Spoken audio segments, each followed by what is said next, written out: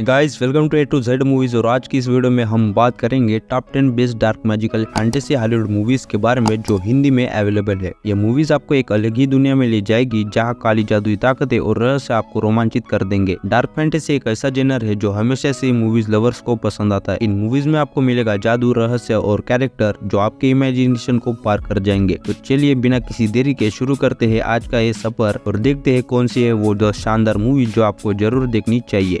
Number 10 seven सन। Seven सन की कहानी magical और एडवेंचर दुनिया में सेट है। मूवी की शुरुआत होती है एक लेजेंडरी मास्टर ग्रेगरी से जो एक इविल क्रिएचर विचेस और मास्टर को डिफीट करता है। उसका एक स्टूडेंट मिस्टर ब्रैडली मदर मालकिन नाम की एक पावरफुल विच को कैद करने की कोशिश में मार दिया जाता है। मास्टर को पता होता है कि मदर मालकिन वापस अपनी पूरी पावर के साथ लौट आई है। मास्टर को एक सेवंथ ऑप्शन चाहिए जो एक स्पेशल और पावरफुल हो। मास्टर को टॉम वार्ड मिलता है जो एक सिंपल फॉर्म बॉय है। टॉम को अपने घर और फैमिली को छोड़कर मास्टर के साथ ट्रेनिंग के लिए जाना पड़ता है। मास्टर उसे फाइटिंग स्किल, मैजिक की टेक्निक और विचेस और मास्टर से लड़ने के तरीके सिखाता है। क्या अब टॉम उस मदर मालकिन विच को रोक पाता है या नहीं, ये इस मूवी में देख सकते हो। इस मूवी को IMDb पर 5.5 की रेटिंग मिली है और ये मूवी नेटफ्लिक्स पर भी अवेलेबल है।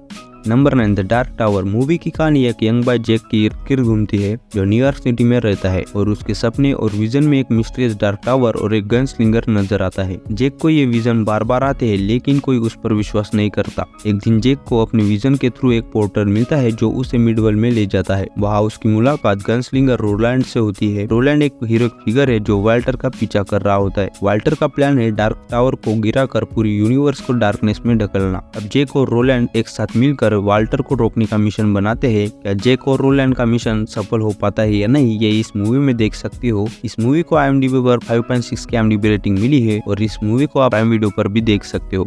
Number 8 the brother Grimm. The brother Grimm एक फैंटेसी एडवेंचर मूवी है जो 2005 में रिलीज हुई थी। इस मूवी में हम देखते हैं दो भाइयों को, विलियम ग्रिम और जैकब ग्रिम, जो जर्मनी के एक छोटे से गांव में रहते हैं। ये दोनों भाई अपने आप को प्रोफेशनल गोस्ट हंटर के रूप में दिखाते हैं और लोगों को बेवकूफ बनाकर अपने जादू टोना के ड्रामा से पैसे कमाते हैं। एक दिन इन्हें फ्रांस के एक छोटे से गाँव के बारे में पता चलता है जहाँ बच्चे राजदार तरीके से गायब हो रहे हैं। गाँव के लोग इन्हें बुलाते हैं और इनका काम होता है कि असली भूत और जादू को रोक कर बच्चों को वापस लाए। भाइयों को ये जल्दी समझ आता है कि ये केस उनकी पहली स्कीम से बहुत अलग है और यहाँ उनका सामना सचमुच एक जादू और भूत से है। जैसे ही ये दोनों भाई इस घटना की तहकीकात करते हैं उन्हें पता चलता है कि ये सब एक बुरी जादू करने की काली जादू का नतीजा है जो अपने काले जादू से बच्चों की आत्मा अपनी जवानी को वापस पाने के लिए इस्तेमाल कर रही है। अब ऐसे में क्या कुछ होता है ये जानने के लिए ये मूवी देखनी पड़ेगी। इस मूवी को 5.9 की IMDb रेटिंग मिली है और इस मूवी को आप प्राइम वीडियो पर भी देख सकते हो।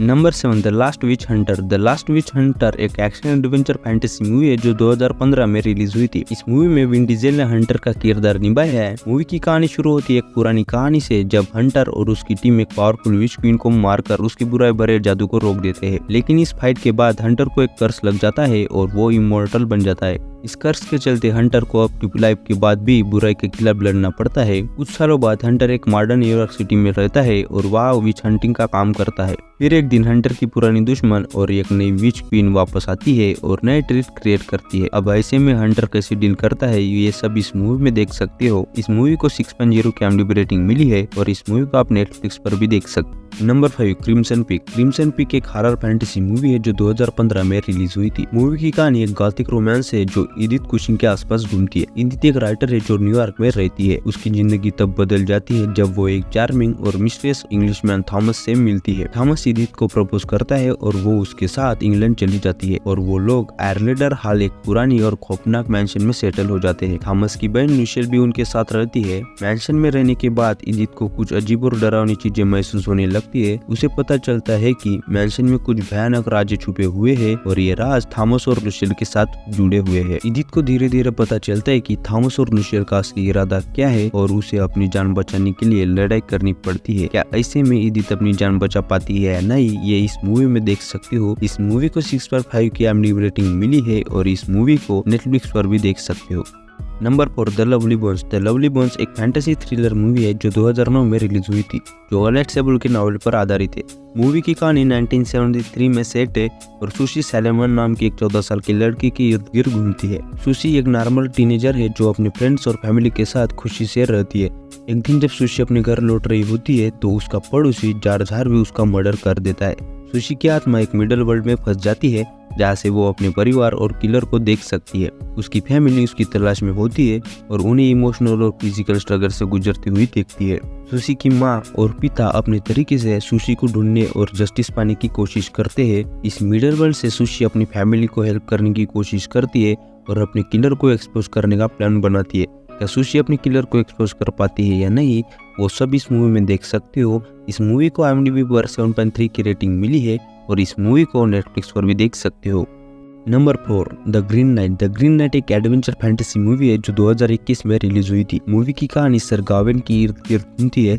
गावेन एक यंग और रेकलेस नाइट है जो हीरो बनने की ख्वाहिश रखता है। एक क्रिसमस पार्टी के दौरान एक मिस्ट्रियस और सुपरनैचुरल ग्रीन नाइट कोर्ट में आता है और एक चैलेंज प्रपोज करता है। चैलेंज ये है कि कोई भी नाइट उसे एक ब्लो मारे, लेकिन 1 साल बाद उसे वही ब्लो वापस लेना पड़ेगा। गावेन ये चैलेंज एक्सेप्ट करता है और ग्रीन नाइट का सर काट देता है, लेकिन ग्रीन नाइट अब अपना कटा हुआ सर उठाकर कहता है कि 1 साल बाद गावेन को उससे मिलना पड़ेगा ताकि वो ब्लो वापस ले सके। अब 1 साल बाद गावेन ग्रीन नाइट से मिलता है या नहीं और आगे क्या कुछ होता है, वो सब इस मूवी में देख सकते हो।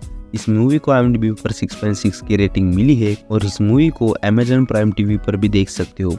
Number 2, the which. The which fantasy horror movie है जो 2015 में रिलीज हुई थी। थॉमसिन और उसके फैमिली की कहानी इस मूवी में देखने मिल जाती है। एक दिन थॉमसिन अपनी छोटी भाई सैमुअल को देख रही होती है, तब वो अचानक गायब हो जाता है। फैमिली का शक बढ़ता है कि कोई भूत प्रेत विचक्राफ्ट का काम है। सैमुअल की गायबी के बाद फैमिली में अजीब और भयानक घटनाएं होने लगती है। थॉमसिन का छोटा भाई कैलेब भी एक दिन जंगल में जाके लापता हो जाता है और वापस आता है तो उसकी हालत बहुत खराब होती है। ऐसी हालत में फैमिली का विश्वास एक दूसरे से उठने लगता है और सब लोग थॉमसिन पर इल्जाम लगाने लगते हैं कि वो एक विच है। थॉमसिन के पेरेंट्स और सिबलिंग के बीच के रिश्ते और ज्यादा बिगड़ने लगते हैं। अब आगे की स्टोरी जानने के लिए ये मूवी देखनी पड़ेगी। इस मूवी को 6.9 की IMDb रेटिंग मिली है और इस मूवी को आप नेटफ्लिक्स पर भी देख सकते हो।